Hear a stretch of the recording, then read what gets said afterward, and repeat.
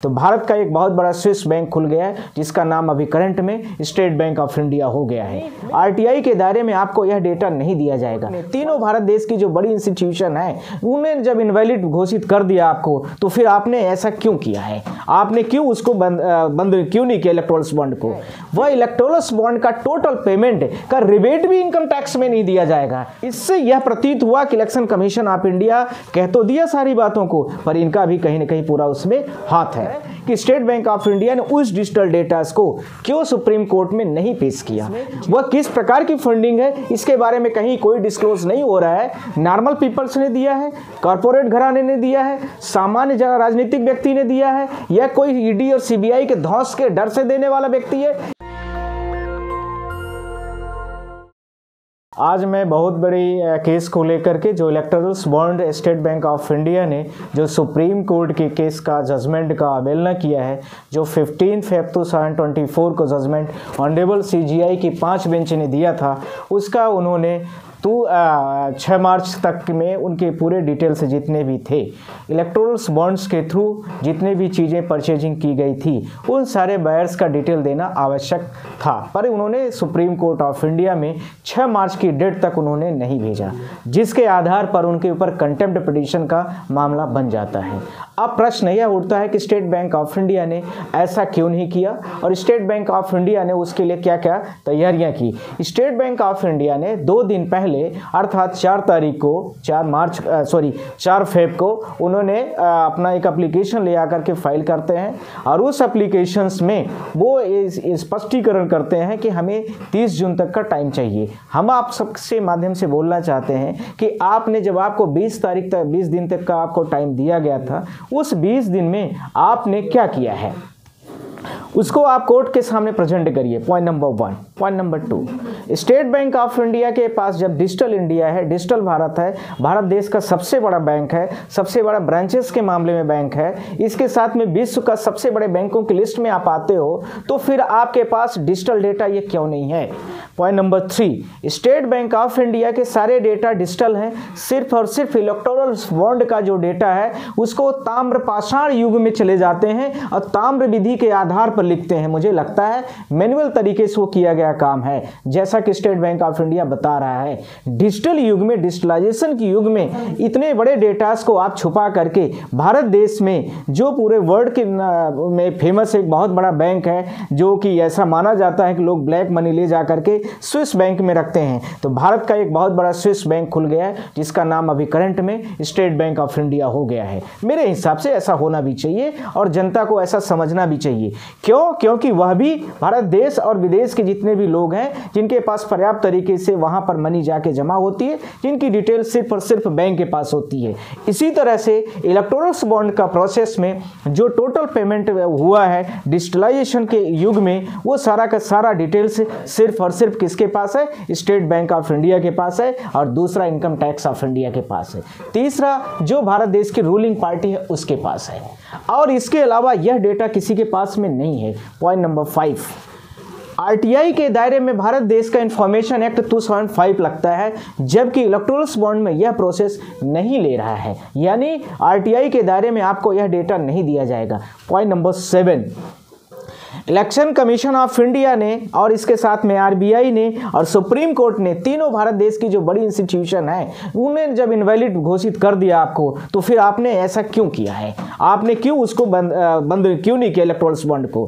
फिर इसके साथ में point number 8, state bank of India 2018 के पहले यह पूरा का पूरा, अरुण जेटली भारत देश के मिनिस्टर हुआ करते थे, उन्होंने इस मामले को लेकर के 2017 में एक एक्ट लाया। 2018 में यह टोटल जितना आपका बेनिफिट था, उस बेनिफिट का सिर्फ और सिर्फ आप 25,000 के आसपास में आप पेमेंट कर सकते थे, पर इसकी लिमिट ऐसे ही एक्सीड की गई 7.5, यानी आप टोटल जितना आपका बेनिफिट है उस टोटल बेनिफिट का आप सिर्फ और सिर्फ कितना 7.5% ही डोनेट कर सकते हैं। पर इन्होंने 2018 के बाद 2019 के आसपास में इस लिमिट को ही पूरी खत्म कर दिया, और इसके साथ में सिर्फ और सिर्फ सबसे बड़ा फायदा बीजेपी या बड़ी रूलिंग पार्टी को मिले करंट को, इसको लेकर के 1% जो व्यक्ति जो पार्टी टोटल भारत देश की वोट पाता है या उस राज्य की टोटल वोट्स में पाता है, उस व्यक्ति को ही इलेक्टोरल बॉन्ड की क्राइटेरिया में जो कंडीशंस रखी गई है उसके साथ में वो पेमेंट फुलफिल करेगा, आइदर वो एलिजिबल नहीं होगा इलेक्टोरल बॉन्ड को लेकर के। पॉइंट नंबर नेक्स्ट 9, आरटीआई के दायरे में नहीं आना ये कोई बात नहीं है, इसके साथ में इलेक्टोरल बॉन्ड की जो पेमेंट की जा रही है वह इलेक्टोरल बॉन्ड का टोटल पेमेंट का रिबेट भी इनकम टैक्स में नहीं दिया जाएगा। तो फिर सवाल उठता है कि कोई भी व्यक्ति 10 रुपये भी यदि किसी व्यक्ति को देता है तो जाहिर सी बात है कि कुछ ना कुछ उसको बेनिफिट चाहिए। तो इस समय पर इसकी लिमिट को बढ़ा करके 1000 से लेकर के करोड़ों रुपए तक का बना दिया गया, जिसका सिर्फ और सिर्फ कॉमर्शियल एक बैंक एथराइज किया गया, वो स्टेट बैंक ऑफ इंडिया था। इस स्टेट बैंक ऑफ इंडिया ने पूरे भारत देश की डेटा को अपनी 29 भारत देश की विभिन्न ब्रांचों के माध्यम से इन्होंने पूरे डेटा को कलेक्ट करके रखा और उसकी वैलिडिटी 15 डेज की रख दी। वो सीधा पैसा किसके पास जाता था? बीजेपी जैसी या और जो भारत देश की पार्टीज हैं, पर सबसे ज्यादा लगभग 16,000 करोड़ के आसपास में ये टोटल पेमेंट जो गया वो बीजेपी एक स्पेशल जो भारत देश की सबसे बड़ी पार्टी है उसके पास गया। और उस डेटा को इलेक्शन कमीशन ऑफ इंडिया ने आज तक, जब सुप्रीम कोर्ट ने जजमेंट दे दिया तो इलेक्शन कमीशन ऑफ इंडिया ने आज तक उस डेटा को स्टेट बैंक ऑफ इंडिया के साथ में कोई भी सबमिशन नहीं दिया कि आप उस डेटा को मेरे पास भी भेजिए, क्योंकि 13 फेब को इस पूरे डेटा को इलेक्शन कमीशन की पोर्टल पर अपलोड भी करना है। 6 ध्यान रखना कि 6 फेब तक में सुप्रीम कोर्ट में जमा करना है और इसके साथ में 13 फेब तक में इसको इलेक्शन कमीशन ऑफ इंडिया को अपने पोर्टल में जमा करना, मतलब उसको सार्वजनिक करना है, पोर्टल में अपलोड करना है, पर यह भी नहीं किया। इससे यह प्रतीत हुआ कि इलेक्शन कमीशन ऑफ इंडिया कह तो दिया सारी बातों को, पर इनका भी कहीं ना कहीं पूरा उसमें हाथ है। इसके साथ में next point number 10, election commission of India और इसके साथ में जो स्टेट बैंक ऑफ इंडिया है, करंट रूलिंग पार्टी है, ये तीनों मिल करके भारत देश में बड़ी बड़ी ईडी और सीबीआई का बड़ा धौंस दिखा करके किस प्रकार से किसी व्यक्ति विशेष को टॉर्चर किया जाए, किस प्रकार से किसी व्यक्ति विशेष को उसको हरास किया जाए, उसको मेंटली तरीके से प्रेशराइज किया जाए, ईडी और सीबीआई और इनकम टैक्स का धौंस दिखाया और वो लोग डर करके through electoral bond direct payment state bank of India के थ्रू उस स्पेसिफिक पार्टी को दिया और वो स्पेसिफिक पार्टी ने सीधा का सीधा बीजेपी जो भारत देश की जो पार्टी बड़ी पार्टी रूलिंग पार्टी थी, उस पार्टी ने जो हमारा ईडी और सीबीआई है उसको रोका, जिसका उदाहरण बहुत सारे न्यूज चैनलों के माध्यम से आपने देखा है। किसी ने 100 करोड़ दिया, किसी ने 200 करोड़ दिया, किसी ने 150 करोड़ दिया, किसी ने 50 करोड़ दिया, किसी ने 10 रुपए दिया, या मतलब मिनिमम 1000 रुपीज, मैंने छोटा अमाउंट बोला। तो इस तरह से सब लोगों को धौंस दिखा करके बीजेपी एक पूरे भारत देश को पूरे पेमेंट को लेकर के अपने पूरे जो उनका खुद का फाइनेंशियल अकाउंट था उस अकाउंट में पैसा लेती रही और ईडी और सीबीआई और इनकम टैक्स के जो भी भारत देश की बड़ी इंस्टीट्यूशंस थी, इसी के साथ में इलेक्शन कमीशन भी उसमें शामिल है, ध्यान रखना है। क्योंकि इलेक्शन कमीशन ने आप देखेंगे कि महाराष्ट्र में 2-3 पार्टियों का रेजिग्नेशन को लेकर के 2 फाड़ कर दिया, उसका भी ये कहीं ना कहीं इनडायरेक्टली एक बहुत बड़ा जीता जागता उदाहरण है कि इलेक्टोरल बॉन्ड के माध्यम से भारत देश में पूरे व्यापक लेवल पर एक स्कैम किया गया, जिसको लेकर के हम लोगों ने कंटेम्प्ट पिटीशन से फाइल किया, जिसमें 2 कंटेम्प्ट पिटीशन है, एक एडीआर की है और एक मेरी है। उसके माध्यम से कल यानी टुमारो यह मैटर ऑनरेबल सीजीआई के बेंच में यह लग गया है। 5 बेंच इसमें सुनवाई कर रही है, जिसमें सेकंड सीजीआई भी है, ऑनरेबल जस्टिस खन्ना साहब भी, ऑनरेबल डीवाई चंद्रचूड़ साहब भी हैं। पिटीशन में क्या मांग की गई है? पिटीशन में हमारी 3 बहुत मुख्य प्रेयर हैं। पहला कि स्टेट बैंक ऑफ इंडिया ने जिस डिजिटल डेटा की बात, अभी तो उसमें हम बात कर रहे हैं, अभी ये बात कर रहे हैं, इसके साथ में जो स्टेट बैंक ऑफ इंडिया ने और सुप्रीम कोर्ट ने जो जजमेंट दिया है लगभग 250 से 300 पन्ने का है। उस जजमेंट में उन्होंने स्पष्ट लिखा है स्टेट बैंक ऑफ इंडिया ने कि हमने जितना पेमेंट किया केवाईसी के थ्रू किया है।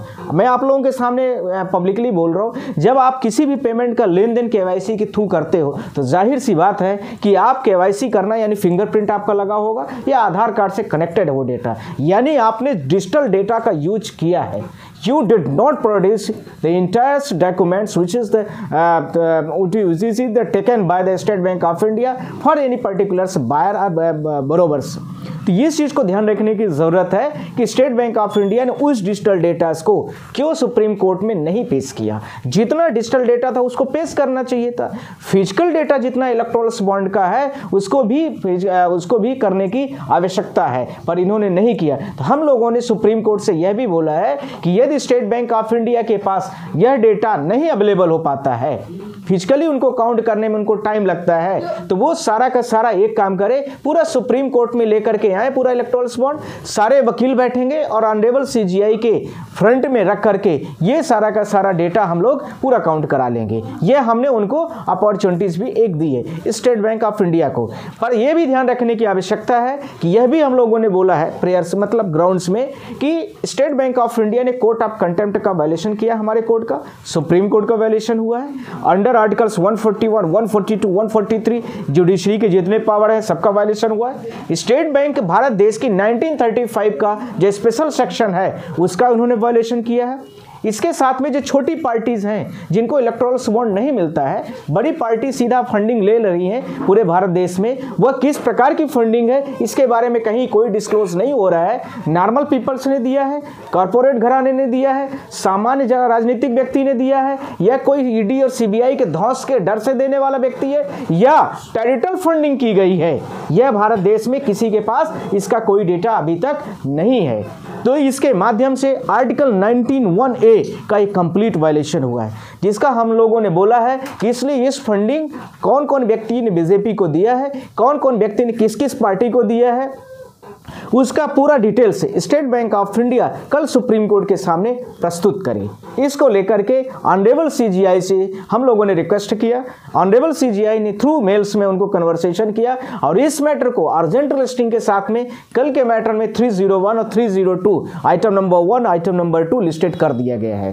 ठीक एडीआर है, ध्यान रखना, स्टेट बैंक ऑफ इंडिया की भी पिटीशन है। इसके साथ में हम लोगों ने यह भी ग्राउंड में बोला है कि कारपोरेट के जो सेक्शंस हैं, कारपोरेट सेक्शन होता है, इसके साथ में कंपनी लॉ सेक्शंस है जिसमें लिमिट की गई थी किसी स्पेसिफिक घराने को लेकर के, कोई कारपोरेट घराना पूरा भारत देश में कितना, भारत देश की जो स्पेशल रूलिंग पार्टी अभी चल रही है, जो भारत देश में स्टेट में है, उन पार्टीज को कितना दिया पैसा और उसके बदले में उसको क्या गिफ्ट दिया गया है, किस भारत देश की संपत्ति को बेचा गया, या ईडी सीबीआई के धौंस से वह किस तरह से भारत देश से बाहर आया है, यानी उससे अपने आप को बचाने की कोशिश किया है। इन सारी चीज़ों को लेकर के हमने आप लोगों को आज बुलाया था। ये सारे मेरे ग्राउंड्स होंगे। कुछ ग्राउंड्स ऐसे हैं जिनको मैं ऑनरेबल सुप्रीम कोर्ट के सामने में ही मेंशन करना उचित समझूंगा।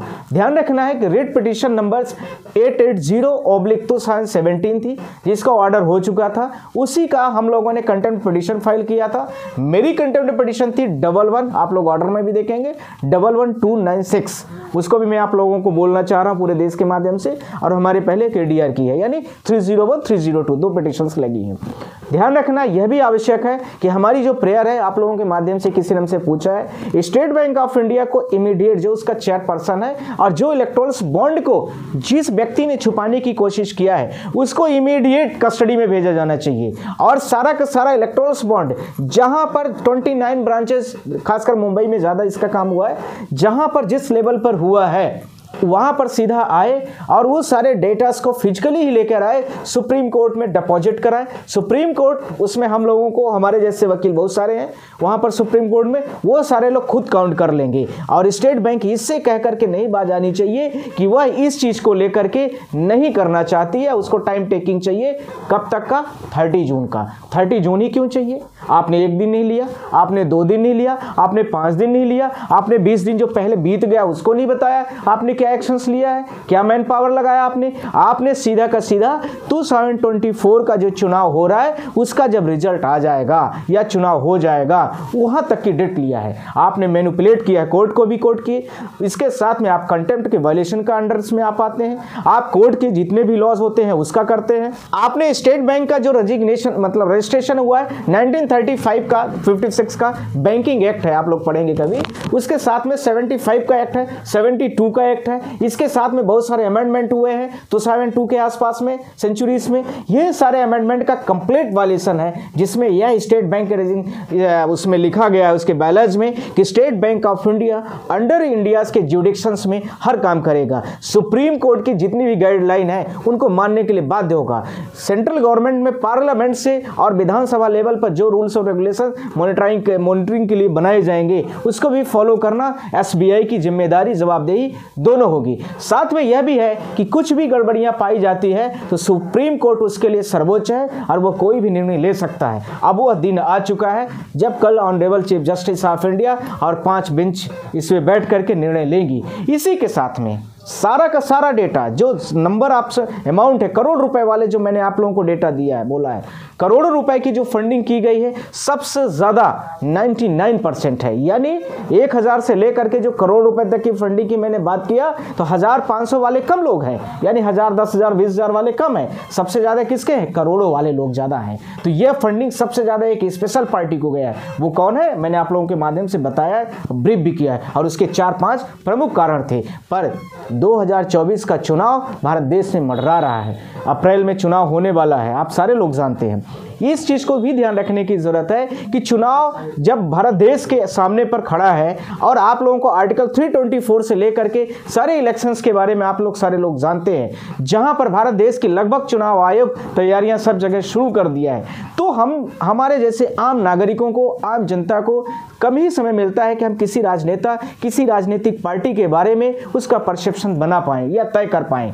बहुत कम शॉर्ट समय में लोगों को और जनता को इतना जानने में समय लगता है कि वो किस प्रकार से किसी व्यक्ति को आइडेंटिफाइड कर पाएगा कि वह फला व्यक्ति जो किसी पार्टी विशेष का कैंडिडेट है, उसने देश के साथ में किस प्रकार से फंडिंग लिया। पॉइंट नंबर 1 उसका, सब पॉइंट उसका है। नेशनल दस्तक की आपसे गुजारिश है कि अगर इसको बचाना चाहते हैं तो नेशनल दस्तक को सब्सक्राइब करने के लिए रेड कलर के सब्सक्राइब बटन को दबाएं, फिर बेल आइकन की घंटी दबाएं। नेशनल दस्तक को बचाने के लिए बहुत जरूरी है कि हर खबर को शेयर करें, लाइक करें, कमेंट जरूर करें।